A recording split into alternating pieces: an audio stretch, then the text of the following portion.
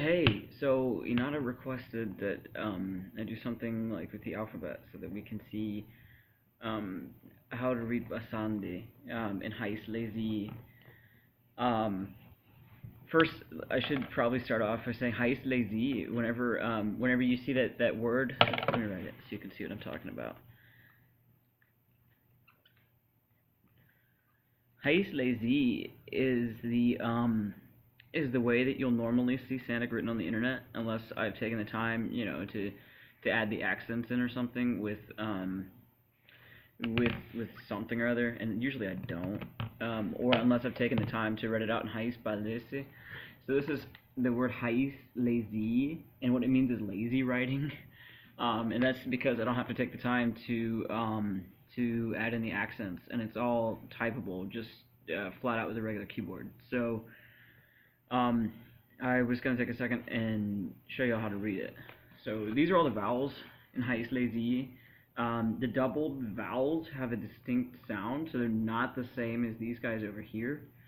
So, like, this is ah, this is ha, e, and a, I, and I, o, u, and then I again. So this sound I and this sound I are the same. There's an exception because this guy, it can make a y sound, but only whenever it's in front of a vowel. And then I think that's actually considered a consonant. So I usually just listen to the consonants as opposed to the vowels. So again, ah, ha, e, a, I, o, u, I. And then you can see over here, ha, is, heis, lay, lazy, heis, lazy. And a lot of times in Sandic, things will get slurred together. Like heis lazy, it sounds like it sounds like e, just e at the end, but it's got the I at the end if you're talking carefully. Heis lazy, and it means writing lazy,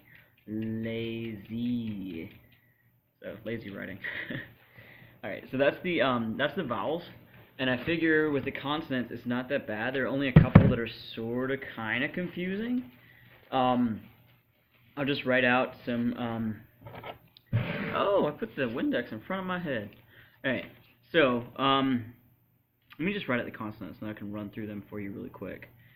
This, de, fe, ge, he, she, j, k, le, me, ne, pe, ide, re, te, ve, we,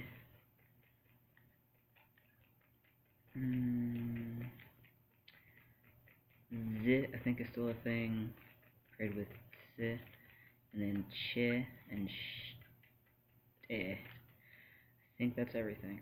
Okay, so these are the consonants. Let me put this pen back together before I poke myself. Alright, so we got B, C, D, F. That's actually an F, not a P.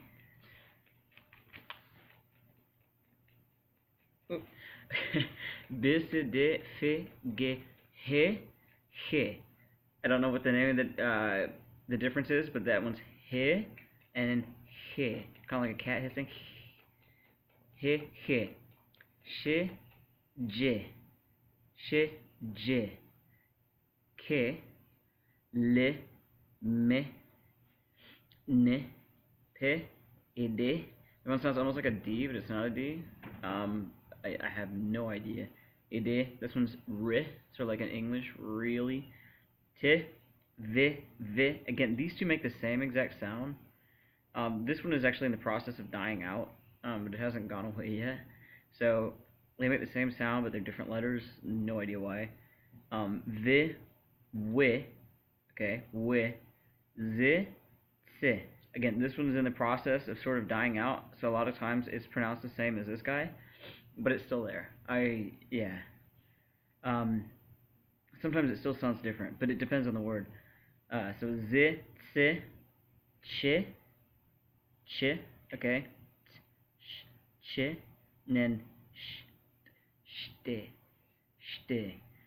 Okay, so, and then some sample words.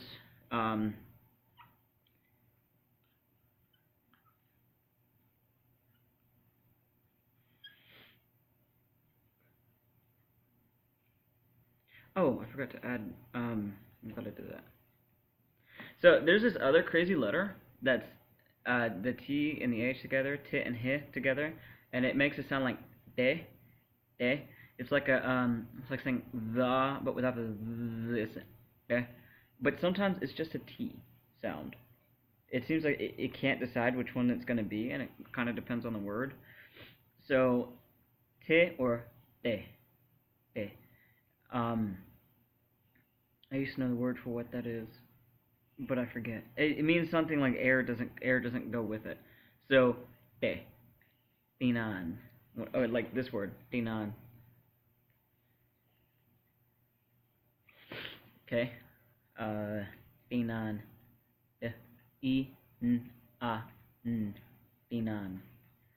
Okay, so you got hitha. So this is where it's being a th. I don't know why. Hitha, hitha. Then you've got steen, shtin, shtin. Then you've got e, d, e, chidi, chidi. Okay. I think that's about all that's complicated with the alphabet. Let me think. Oh, alright, so sometimes the letters that you see aren't the ones you pronounce, and that's usually with things like the plural or the accusative. It seems to want to do crazy stuff. Like, you have no idea about the grammar, but I am gonna blow your mind a little bit for a second, and I apologize.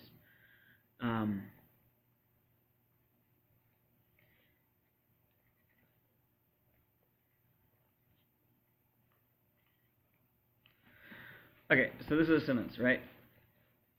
Naks ab eight ihlate. So naksab ihlate. But you'll notice that it's not naksab ihlate. So naksa, this becomes soft like a P. I don't know why. And then if you're so by the way, this is cat, and then plus the accusative I have. So cat, I have. I've got a cat. If you want to say cats, I've got cats, as in plural. I am at the end. And this, don't worry about the grammar. I'll do it another one, but I just wanted to show you the pronunciation.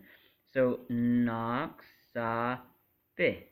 You don't pronounce the N at the end. And again, no stinking idea why. Naksape, naksape late. Naksape late is I have cats.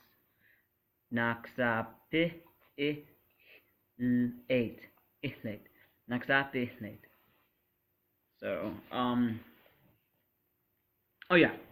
And then, so that's with the craziness where you don't pronounce the B and the N. And then with adjectives, there's something a little bit weird too. Like,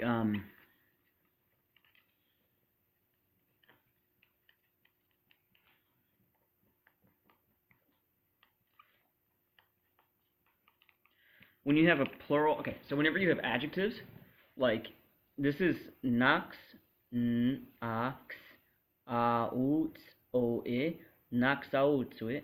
Naxautsue is a good cat, and then naxanautsue, naxanautsue.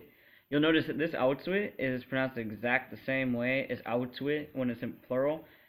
I don't know why. You mark in the writing the plural, but you don't pronounce it.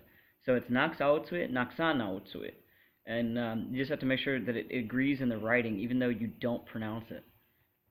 I have no idea. So, but that's really, I think, well, I can't say that's the only exceptions, but that's the only ones that I know of. So, until next video then, I guess, Stiropken, goodbye with my blue fingers.